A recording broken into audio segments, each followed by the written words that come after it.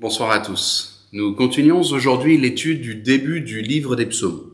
Nous étudierons ce soir le psaume 7, un psaume réellement profond et particulièrement pertinent pour nous aujourd'hui. C'est un psaume qui a beaucoup à nous apprendre. Il n'y a pas toujours de continuité directe entre les psaumes en termes de contexte. C'est parfois le cas, mais pas systématiquement. Et il est quand même utile pour nous de restituer les idées principales que nous avons pu constater dans les premiers psaumes. Donc, voici résumé le message des 6 premiers psaumes. Les 2 premiers psaumes formaient comme un portique d'entrée pour tout le livre des psaumes. Suivre le chemin de la sagesse et s'attacher au roi envoyé par Dieu pour sauver son peuple. Psaume 3, Dieu est un bouclier face aux adversaires. Psaume 4, trouvons notre joie et notre réconfort en Dieu. Psaume 5, Dieu aura le dernier mot face à ceux qui s'opposent à lui. Et le psaume 6, la présence de Dieu est le réconfort dont nous avons le plus besoin. Avant de lire ce psaume 7, je vous invite à la prière. Notre Dieu, notre Père, que ta parole éclaire notre chemin. Que par elle, et à l'écoute du Saint-Esprit, nous puissions grandir dans la connaissance de ta personne. Ta parole est riche, ta parole est bonne et bienfaisante. Dispose nos cœurs pour t'entendre et pour te répondre favorablement. Amen. Psaume 7. Ce psaume sera affiché dans un instant et des versets le seront également au cours de l'étude, mais je vous encourage cependant à prendre votre Bible pour pouvoir suivre l'étude et avoir cette vision plus large du psaume. Psaume chapitre 7. Complainte de David chantée à l'Éternel au sujet de Couche le Benjaminite. Éternel mon Dieu, je cherche refuge en toi. Sauve-moi de tous mes persécuteurs et délivre-moi. Sinon, ils vont me déchirer comme un lion, ils vont me dévorer sans personne pour me délivrer. Éternel mon Dieu, si j'ai fait cela, si mes mains ont commis l'injustice, si j'ai rendu le mal à celui qui était en paix avec moi, si j'ai dépouillé celui qui s'opposait à moi sans raison, que l'ennemi me poursuive et m'atteigne, qu'il me terrasse et traîne ma gloire dans la poussière. Pause. Lève-toi, Éternel, dans ta colère. Dresse-toi contre la fureur de mes adversaires. Réveille-toi pour me secourir, toi qui établis le droit. Que l'assemblée des peuples vienne t'entourer. Reviens dominer sur elle dans les hauteurs. L'Éternel exerce son jugement sur les peuples. Juge-moi, Éternel, conformément à ma justice et à mon intégrité.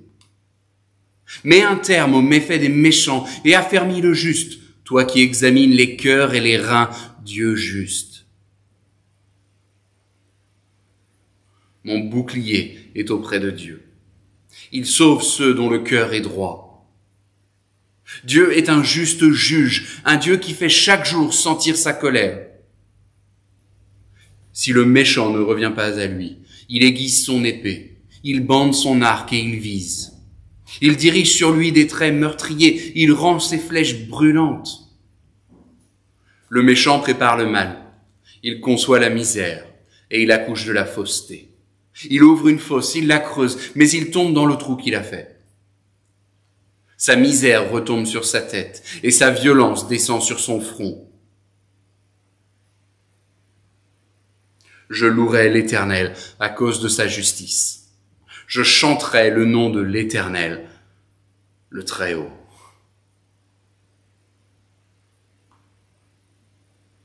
Je vous laisse quelques instants pour relire ce chapitre 7. Vous pouvez mettre cette étude sur pause jusqu'à ce que vous ayez relu pour vous ce psaume.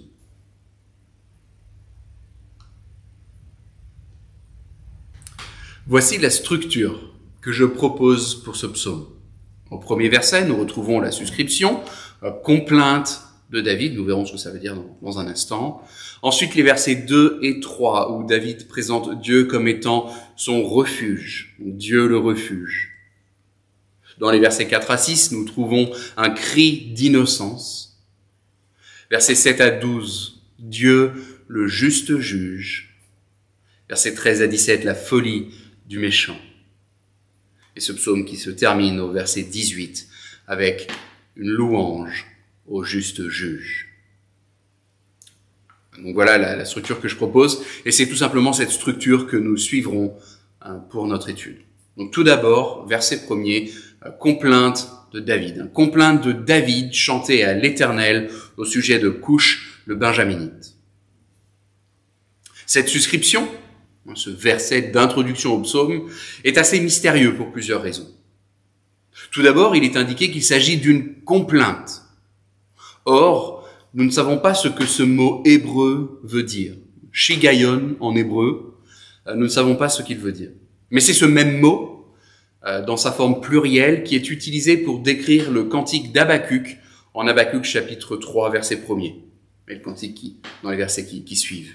Ces deux chants ayant le même style, les traducteurs optent pour la traduction complainte, une forme de lamentation. Ensuite, il est indiqué au sujet de Coush, le Benjaminite. Là encore, de Coush, nous ne savons presque rien. Cette personne n'est citée nulle part ailleurs dans la Bible. Qu'a-t-il fait ou dit? La suscription ne le précise pas. Même si la suite du texte, et nous le verrons, nous donnera plus de détails. Il est cependant précisé que Coush est un benjaminite, et c'est une précision utile pour nous lecteurs. Le roi Saül, qui précédait David, était issu de la tribu de Benjamin. La rébellion contre David trouve une part certaine de ses racines chez les benjaminites. Il y a plusieurs exemples d'opposition véhémente contre David venant de benjaminites. Nous lisons en 2 Samuel chapitre 16, les versets 5 à 8, « Le roi David était arrivé à Bakurim. Et voici qu'un homme du clan et de la famille de Saül, un dénommé Shimei, fils de Guéra, sortit de là. Il s'avança en prononçant des malédictions et il jeta des pierres au roi David ainsi qu'à tous ses serviteurs. Alors même que tout le peuple et tous les hommes vaillants se tenaient à la droite et à la gauche du roi. Voici ce que disait Shimei en le maudissant. « Va-t'en, homme sanguinaire, vaurien! L'Éternel fait retomber sur toi tout le sang de la famille de Saül. Tu as régné à sa place, et l'Éternel a livré le royaume entre les mains de ton fils Absalom. Te voilà donc malheureux comme tu le mérites, car tu es un homme sanguinaire. » David n'est pas bien vu par les benjaminites. C'est leur ennemi numéro 1. C'est un conflit de clans, de famille.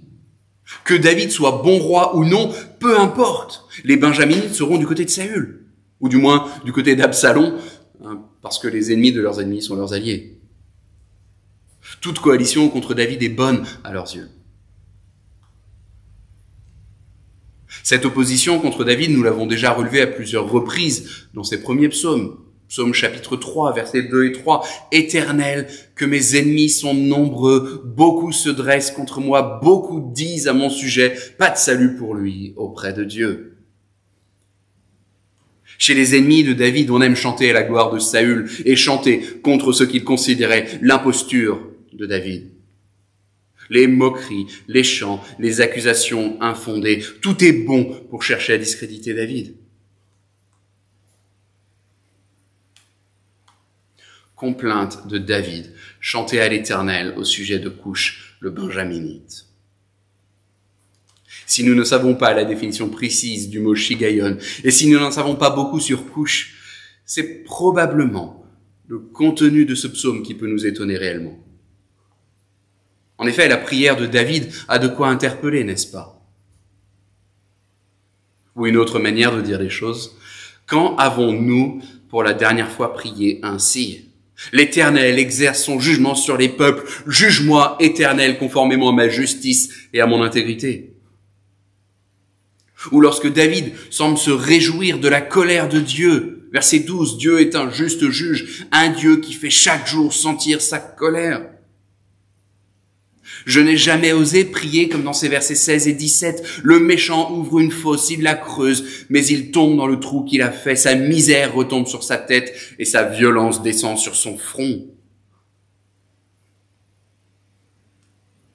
Ou quelle serait notre réaction si lors de nos cultes à l'église, nous venions à introduire un nouveau cantique avec cette précision, cantique que Paul a rédigé en réponse à l'affront subi d'un tel ou un tel. Et pourtant, nous retrouvons cette complainte de David dans la parole de Dieu. Les psaumes nous apprennent à prier. Il est possible de prier ainsi. La complainte, la lamentation sont presque complètement absentes de nos recueils de chants. La lamentation, la complainte sont trop souvent absentes de nos vies de prière. Alors que la complainte est omniprésente dans le livre des psaumes. Sommes-nous plus spirituellement mûrs que David ou Habacuc quand il formule cette lamentation? Je ne peux répondre pour vous, mais si je parle pour moi, alors certainement pas. Et cette absence de lamentation est problématique. Cette complainte de David est légitime aux yeux de Dieu. Cette prière de David est conforme à la volonté de Dieu. Pourquoi mettons-nous la lamentation de côté? Nos cantiques sont très positifs, et c'est bien d'avoir des chants positifs. Ils sont très victorieux, et c'est bien d'en avoir. Mais dans nos vies, nous passerons par la persécution, l'injustice, le deuil, ou, comme ici, par la calomnie. Et la complainte est une réponse non seulement légitime, mais également bienfaisante. Quelle place dans nos cultes pour les chrétiens misérables? Et par misérables, j'entends ces chrétiens qui ne vont pas bien, brisés par la vie, par la maladie, usés par le péché, et qui sont si accablés qu'il leur sera impossible de chanter « Brille, ô Jésus ». La complainte à Dieu, la lamentation est une réponse appropriée dans un monde rempli de mal et d'injustice. Et la question se pose à nous, si nous ne passons pas par la complainte, alors par quoi la remplaçons-nous? La complainte est une réponse appropriée dans un monde rempli de mal et d'injustice. Un jour peut-être, j'écrirai un livre sur l'art de la lamentation, parce que je crois qu'elle est réellement bonne et utile pour nous. Preuve en est son utilisation dans le psautier. Vous souhaitez en savoir plus sur la lamentation et vous ne souhaitez pas attendre mon livre? Ça tombe bien, j'ai même pas commencé à l'écrire. Mais ça tombe bien, il y a un ouvrage bien plus complet que je ne saurais que vous recommander. Ce sont en fait 5 livres pour être précis, mais ils sont systématiquement édités en un seul. C'est une collection de plusieurs auteurs dont une grande partie des écrits traitent de l'art de la lamentation. Et cet ouvrage s'intitule « Le livre des psaumes ». Le livre des psaumes. Complainte de David, chantée à l'Éternel au sujet de Couche, le Benjaminite. David se retrouve dans une situation compliquée à cause d'un homme, Couche. Quelle est la première chose que fait David dans sa prière? Quelle est la première chose que fait David dans sa prière? Je vous invite à mettre cette vidéo sur pause et prendre le temps de réfléchir à cette question.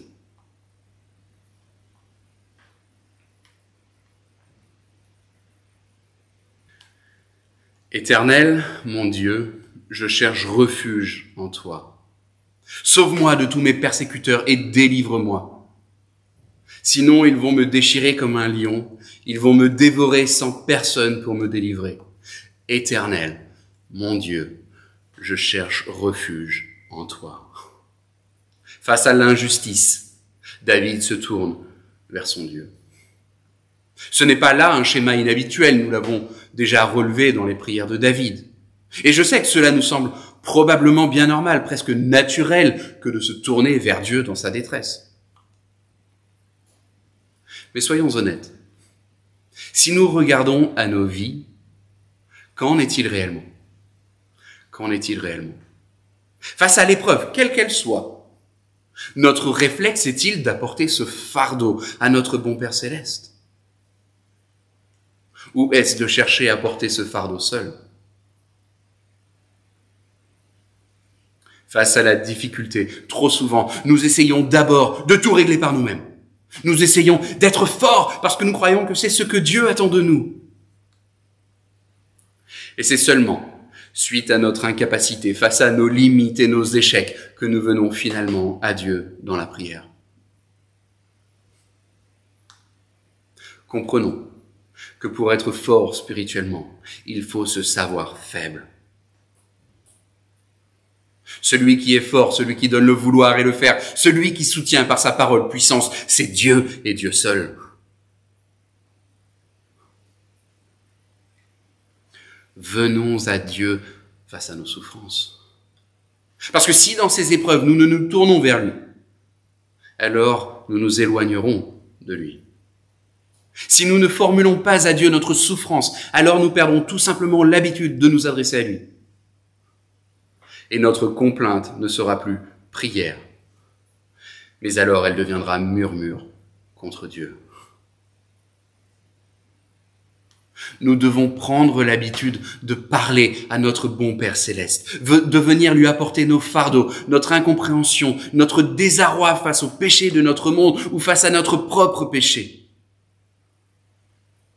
Oh, combien de fardeaux portons-nous à longueur de journée sans venir les déposer au pied de la croix? Venons au pied de notre Père Céleste. Face à l'épreuve, n'attendons pas et venons lui déposer notre fardeau. Éternel, mon Dieu, je cherche refuge en toi.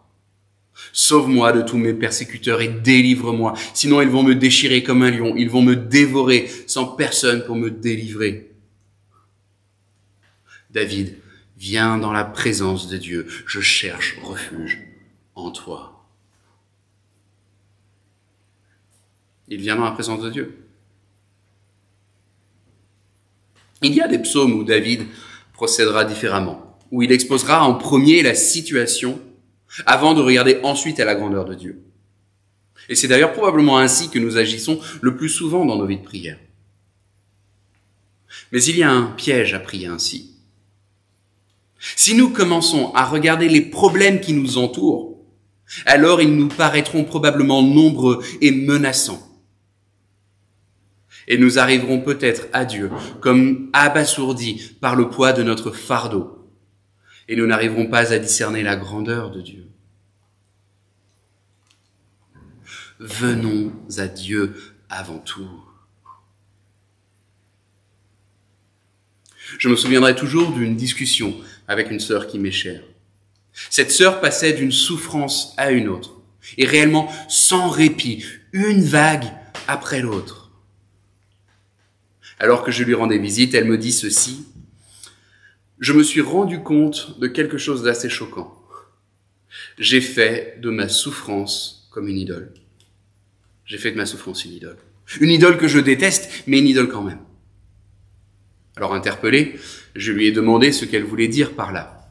« Le matin, me répondit-elle, je me lève et je pense à ma souffrance. Je mange et je pense à elle. Je m'assieds et je pense à elle. Je me couche en pensant à elle. » Elle avait fait ce constat que d'une certaine manière, sa souffrance avait remplacé Dieu, non pas dans l'adoration, mais remplacé Dieu dans l'attention portée. Elle regardait plus à la souffrance qu'à son Dieu. Son discernement m'avait réellement interpellé. Et c'est vrai qu'au cœur de la souffrance physique, psychologique, ou face à la calomnie ou à l'injustice, toute notre attention se porte dessus. Si nous commençons à regarder les problèmes qui nous entourent, nous risquons de nous mettre comme chaos debout face à leurs menaces.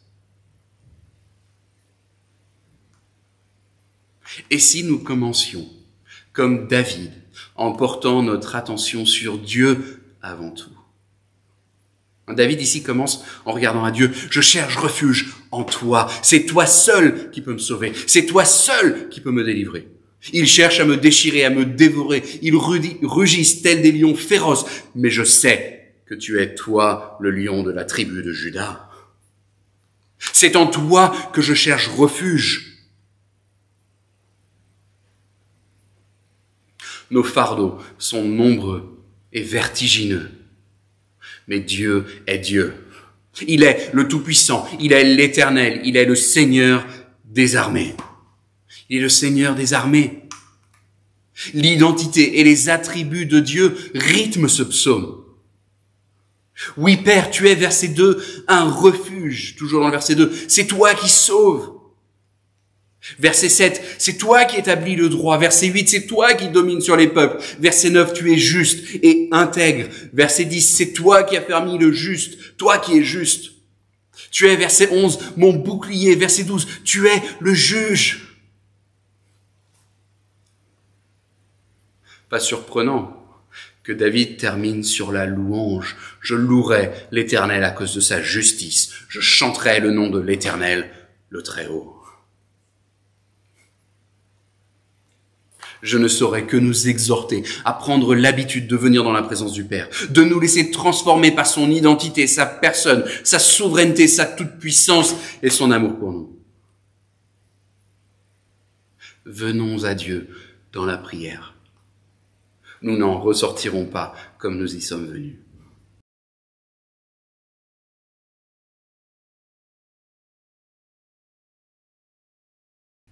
Éternel, mon Dieu, si j'ai fait cela, si mes mains ont commis l'injustice, si j'ai rendu le mal à celui qui était en paix avec moi, si j'ai dépouillé celui qui s'opposait à moi sans raison, que l'ennemi me poursuive et m'atteigne, qu'il me terrasse et traîne ma gloire dans la poussière.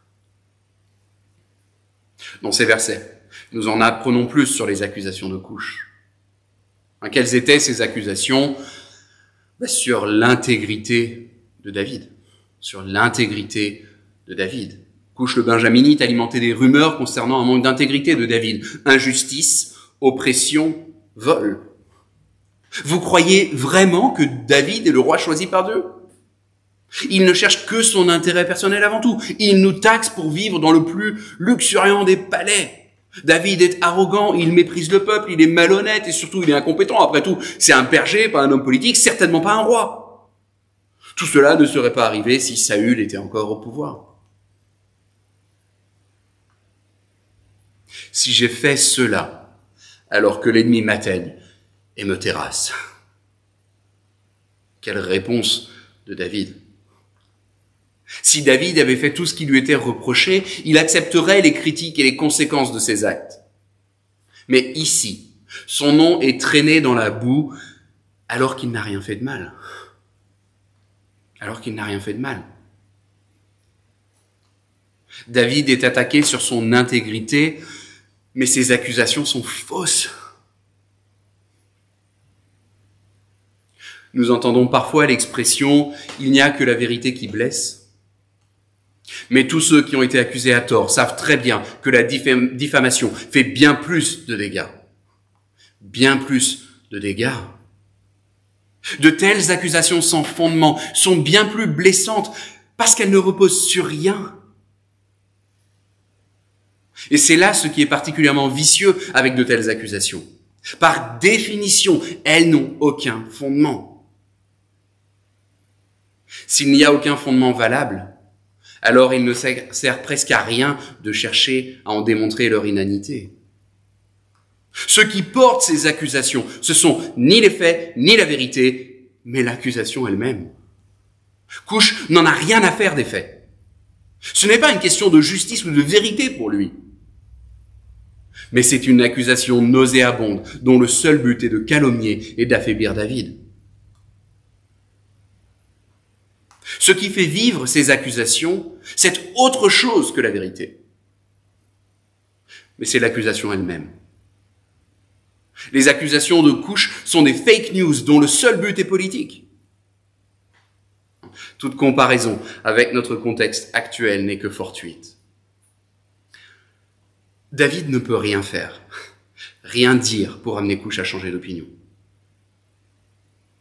Ces accusations sont blessantes car sont sans fondement. Elles sont d'autant plus blessantes qu'elles ne s'arrêtent pas à couche seulement. Il est troublant, n'est-ce pas, de savoir qu'il y aura toujours des personnes promptes à remettre en cause l'intégrité d'un autre sur des oui-dire, sur des fake news.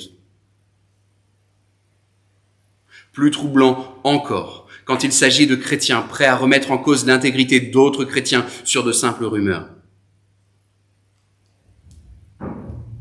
Que des personnes soient mal intentionnées envers nous, nous ne nous en réjouissons pas, mais nous pouvons concevoir à un certain degré dans ce monde dominé par le péché. Les ténèbres détestent la lumière, même notre si faible lumière. Ce qui blesse réellement, c'est quand des proches, des frères et sœurs en Christ tombent dans ce piège. Plus triste encore quand nous tombons nous-mêmes dans ce piège tendu par l'adversaire. Tu as entendu ce qui s'est passé? Tu sais ce qu'on m'a dit au sujet d'un tel? On m'a dit que... Quel piège tentant. Quel piège tentant. Quel sentiment de supériorité nous ressentons lorsque nous entendons une rumeur sur un autre. Il y a un secret, mais moi je sais. Vous savez ce que David a fait? Saül n'aurait pas fait ça et moi j'aurais pas fait ça. Mais maintenant vous savez ce qu'il en est vraiment. Quel piège séduisant que celui du moi-je, ainsi que celui de la connaissance. Permettez-moi d'ouvrir ici une légère parenthèse. Il me semble percevoir dans notre société aujourd'hui comme une lutte pour la connaissance, comme si un salut viendrait par cette dernière. On veut savoir ce qu'il en est réellement. On souhaite que soit révélé ce qui est caché. Et c'est frappant de voir la place que prend aujourd'hui l'idole de la connaissance. Il nous faut tout savoir sur tout. Il faut avoir une opinion sur tout. Je ne suis pas épidémiologiste, mais je sais mieux que les épidémiologistes. Je ne suis pas un expert de la finance, mais je sais ce dont la France a réellement besoin au niveau économique. Je sais mieux que les experts. Il faut savoir plus et mieux que les experts. Je ne suis pas homme politique, mais je sais ce dont notre pays a besoin. Nous sommes des experts dans bien des domaines, du moins le croyons-nous. Ainsi, il y a ceux qui sont pro-hydroxychloroquine, parce qu'ils savent ce que les médias cherchent à taire. Et il y a ceux qui sont anti, parce qu'ils savent mieux que ceux qu'ils considèrent comme des illuminés obscurantistes. Une vraie lutte de la connaissance, comme si de cette connaissance viendrait le salut et la justification. En réalité, nous en sommes presque revenus au temps des Grecs du Nouveau Testament, et en particulier à la recherche de la gnose, de la connaissance. Ainsi, il n'y a rien de plus important que la connaissance, ou du moins l'illusion de la connaissance. Parce que cette connaissance prétend se baser sur des faits, mais en réalité, peu importe les faits, tant que l'on sait ce qu'il en est vraiment. Et c'est un piège pour nous chrétiens. Un piège de passer son temps à parler de cette connaissance et en oublier complètement Jésus-Christ. En oublier complètement Jésus-Christ. J'ai arrêté d'aller sur Facebook parce que c'est trop dur de voir des frères et sœurs en Christ s'écharper sur des choses tellement secondaires par rapport à Jésus. Et ce n'est pas pour dire qu'il ne faut rien dire et tout croire, non. Mais n'oublions pas Jésus.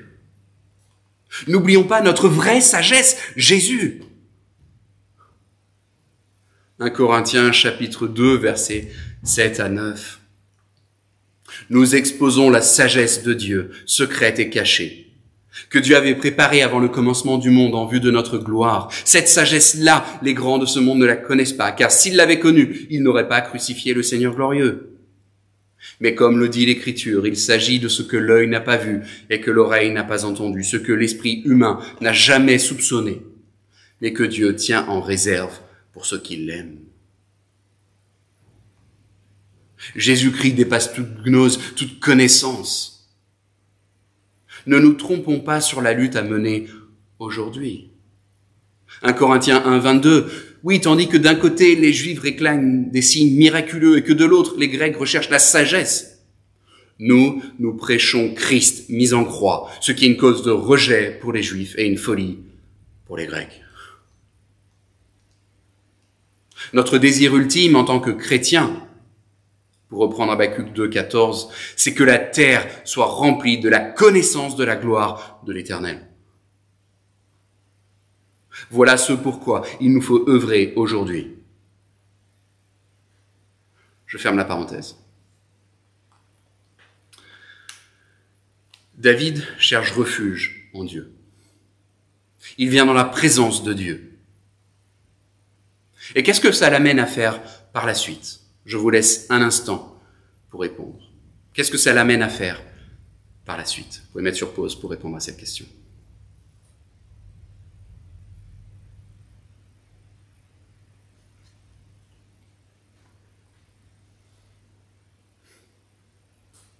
Père, tu sais que de ces accusations, je suis innocent. Et si toi tu sais, alors c'est tout ce qui compte réellement. Le juste juge me sait innocent de ces accusations. Est-ce une raison de tout relativiser, de dire que l'injustice n'est pas si grave? Certainement pas.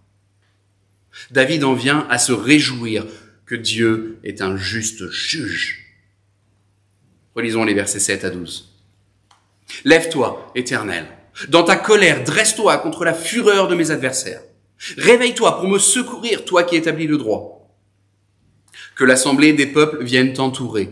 Reviens dominer sur elle dans les hauteurs. L'Éternel exerce son jugement sur les peuples. Juge-moi, Éternel, conformément à ma justice et à mon intégrité. Mets un terme aux méfaits des méchants et affermis le juste, toi qui examines les cœurs et les reins, Dieu juste. Mon bouclier est auprès de Dieu. Il sauve ceux dont le cœur est droit. Dieu est un juste juge, un Dieu qui fait chaque jour sentir sa colère. Dieu est un Dieu de justice. Dieu déteste le mal, il déteste le péché, il déteste l'injustice, la calomnie. Et il ne laissera pas le mal impuni. Il ne laissera pas le mal impuni. Et nous devons formuler à Dieu notre soif de justice et d'intégrité. Oui, il nous faut prier que ceux qui nous calomnient en viennent à reconnaître Jésus-Christ comme leur Seigneur et Sauveur. Mais cela ne nous empêche pas de demander à Dieu que la justice se fasse. Oui, Père, viens me secourir, toi qui établis le droit. Affermis-moi, affermis le juste, toi qui es juste. L'Éternel exerce son jugement sur les peuples. Juge-moi, Éternel, conformément à ma justice et à mon intégrité. Comment comprenez-vous ce verset 9? Je vous laisse un instant pour réfléchir à cette question. Comment comprenez-vous ce verset 9?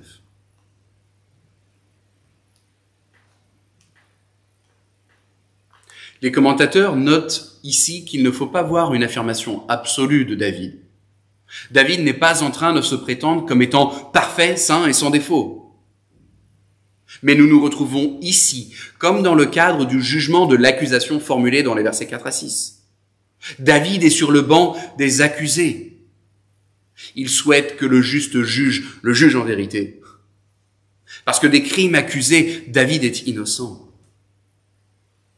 Il est innocent. Et il souhaite que le juste juge le déclare innocent. Nous concevons souvent le juge comme étant celui qui condamne le coupable. Et c'est vrai. Mais c'est aussi celui qui déclare innocent l'innocent.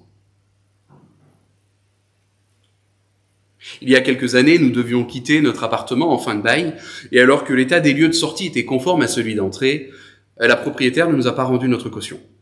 Malgré plusieurs relances et demandes, elle a toujours refusé même de nous répondre. Et donc mon assurance protection juridique a pris le relais, et c'est allé jusqu'au procès. Au procès, il a été rendu évident que nous étions dans notre bon droit et qu'elle était en tort. Et si nous n'étions accusés de rien, et que nous nous savions juste, il y a une vraie joie et soulagement à se savoir juridiquement et tout simplement humainement dans son bon droit.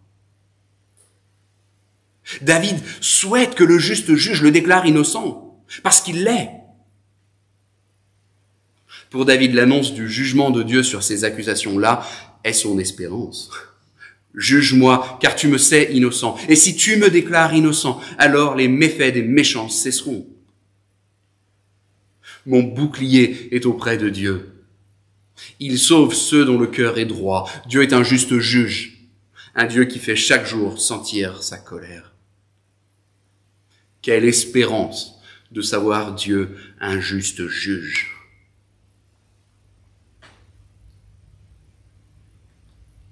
La folie du méchant, versets 13 à 17.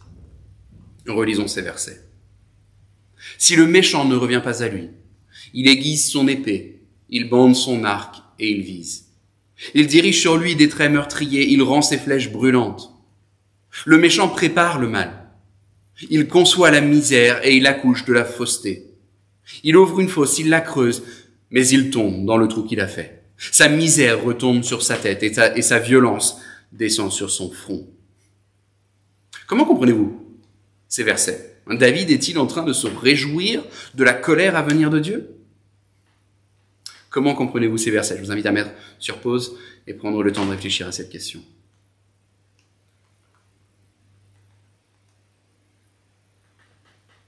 Une première remarque sur ces versets.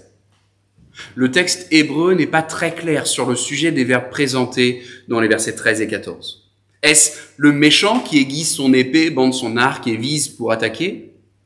Ou est-ce Dieu qui se prépare pour exercer le jugement contre le méchant? Et d'une certaine manière, les deux vérités sont vraies. Le méchant se prépare pour la méchanceté et Dieu se prépare pour le jugement. La plupart des traductions optent pour la première hypothèse, celle où le méchant se prépare, mais finit par tomber dans son propre piège. Je crois qu'il y a une vraie beauté poétique dans ces versets. On le voit entre autres verset 15. Verset 15, le psalmiste utilise l'image de la conception d'un enfant pour parler de la réalisation des actes mauvais du méchant. Et ainsi, nous avons versets 13 et 14. Le méchant qui prépare son arc, son épée pour le mal. Oui, verset 15, le méchant prépare, il conçoit, puis il accouche de la fausseté. Mais versets 16 et 17, il termine pris à son propre piège. Il ouvre une fosse, il la creuse, mais il tombe dans le trou qu'il a fait. Sa misère retombe sur sa tête et sa violence descend sur son front. C'est un langage très imagé, très parlant, tel est prix qu'il croyait prendre. Et si David a soif de justice, il faut noter qu'il n'est pas à se réjouir de ce sort réservé aux méchants. Ce n'est pas ce qu'il souhaite pour eux. Et il ne faut surtout pas manquer de noter ce verset 13. Si le méchant ne revient pas à lui. Si le méchant ne revient pas. David ne se réjouit pas du sort réservé à ceux qui ne reviendront pas à Dieu. Nous ne pouvons nous en réjouir non plus. Mais par ce langage imagé qu'il utilise, David cherche à montrer la folie des méchants. Et cela afin de les interpeller. Couche, s'il ne se repent pas devant Dieu, s'il ne se repent pas de ses péchés, il mourra dans son péché.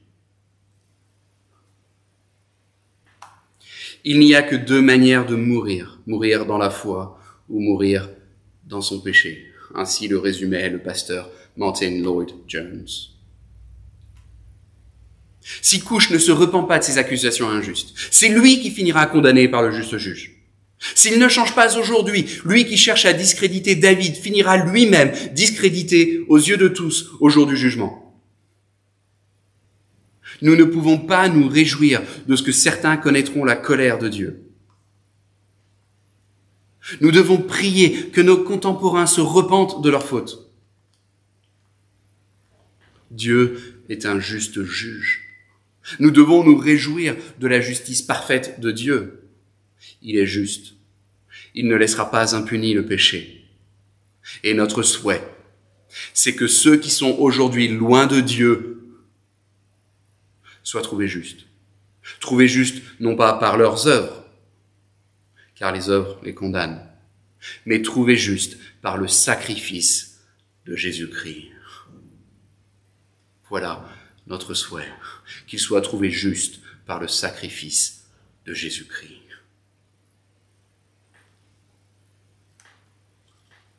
Je louerai l'Éternel à cause de sa justice. Je chanterai le nom de l'Éternel le Très-Haut. Je louerai l'Éternel à cause de sa justice. Ce verset 18 prend pour nous, à qui le plan du salut a été révélé, une dimension particulière, n'est-ce pas? Oui, l'Éternel est juste. Oui, l'Éternel est saint. Oui, l'Éternel est glorieux. Oui, l'Éternel est le juge. Et nous pouvons nous réjouir de sa justice parfaite, étant nous-mêmes au profit de cette parfaite justice. Le juste juge nous a rendus justes en Jésus-Christ. Oh oui, je louerai l'Éternel à cause de sa justice. Je chanterai le nom de l'Éternel, le Très-Haut.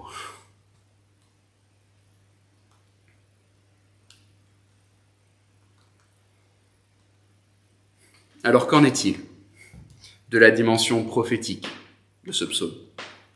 Nous l'avons relevé, il y a une dimension prophétique claire tout au long de ce livre des psaumes.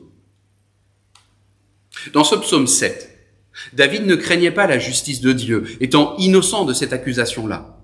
Et il pouvait ainsi dire, « L'Éternel exerce son jugement sur les peuples.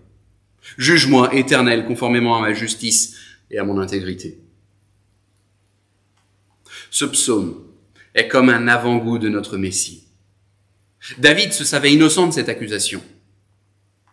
Le Messie à venir, lui, serait innocent tout court, innocent de toute accusation, parfaitement innocent. Comme David ici, le Messie sera calomnié, insulté et moqué. Comme David, il trouvera son refuge en son Père. Comme David, il se lamentera sur le triste état du monde. Mais le Messie dépassera de loin David. Le Messie étant lui-même la réponse au problème du monde. David souhaitait le salut pour lui ainsi que pour ceux qui cherchaient à prendre sa vie. Le Messie, Jésus, offrira sa propre vie en sacrifice. Oui, par lui, par Jésus, le salut est offert.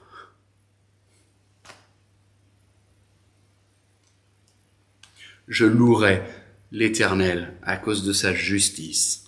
Je chanterai le nom de l'Éternel, le Très-Haut. Nous ne le faisons pas habituellement, mais nous terminerons notre rencontre ce soir par un chant. Que chacun se sente libre de chanter ou tout simplement d'écouter. Quel repos céleste, Jésus, d'être à toi. Quel repos.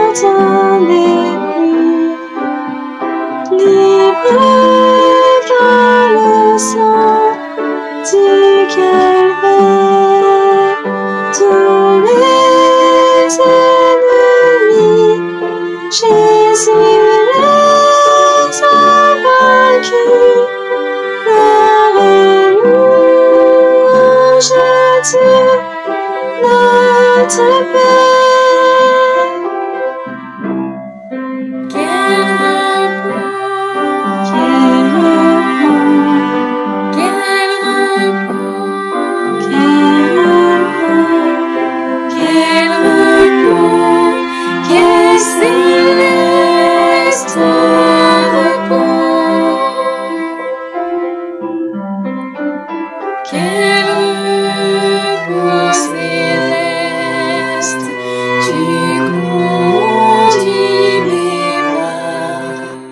Tu me combles de tes richesses dans ton grand amour. Chaque jour tu sauras déployer envers moi tes tendresses. Quel repos, quel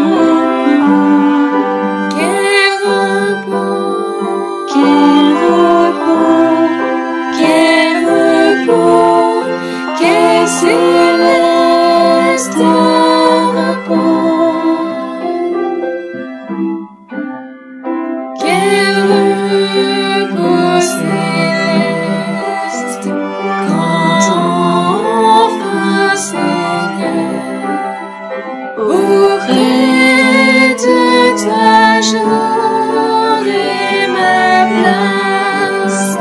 Après les travaux, les combats, la douleur, à jamais je pourrai voir ta face. Quel repos, quel repos, quel repos, quel repos, quel céleste repos. Que le Seigneur bénisse sa parole. Bonne fin de semaine à chacun.